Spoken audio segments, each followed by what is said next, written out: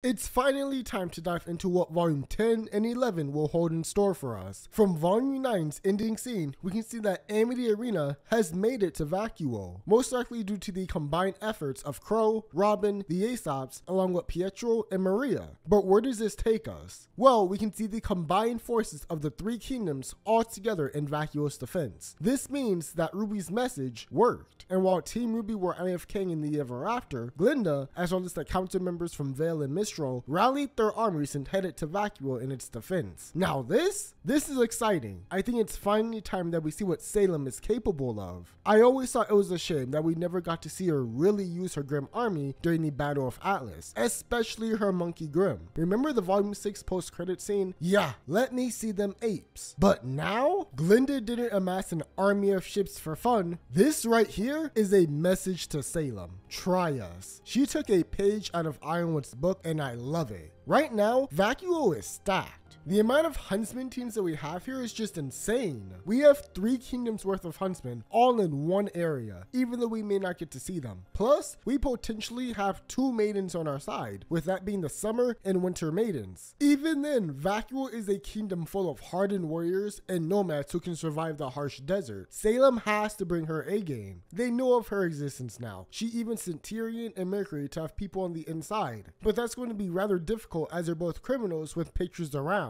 However, a lot more people have been rallied this time with eyes and ears everywhere, so good luck to them. Similar to Crow recruiting back in Volume 5, now that the world knows about Salem's existence, we can watch as factions come together in order to stop her. It was stated previously that the King of Vale was able to finally unite the world in the name of peace and individuality, and once more, this call would be issued again. I really do hope that we get a full-scale Grim battle, spanning multiple episodes like the Battle of Beacon, highlighting Team RWBY's battle growth, as well as getting some fan favorites in action as well. We just got finished with a volume based on character growth and understanding who you are. I want some fun action and I want a lot of it. That doesn't mean that Vacuo needs to be full of fights. There is one character arc that I would love to get more focus on, but that's for a different day. But we need to come up with a formal plan on the endgame, figuring out what to do with the other relics and any contingency plans in case Salem wins. I think it will have the same premise as Volume 7, where we get to Vacuo, get situated, and then we get a recap of all of the events that we missed. And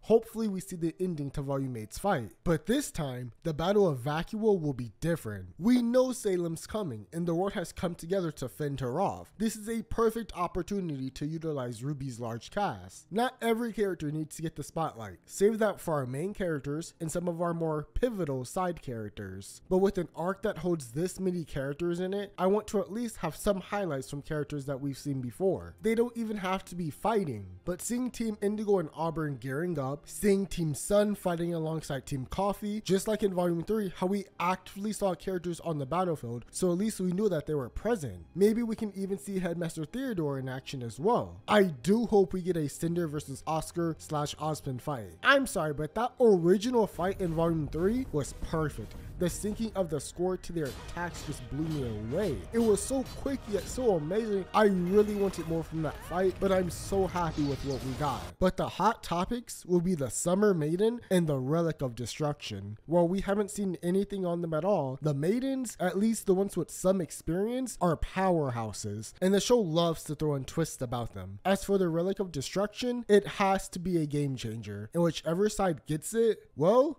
that puts all the more pressure on Beacon, and the chase for the final relic will begin. Whatever happens in Vacuo sets up the final arc for RWBY, and I'm all here for it.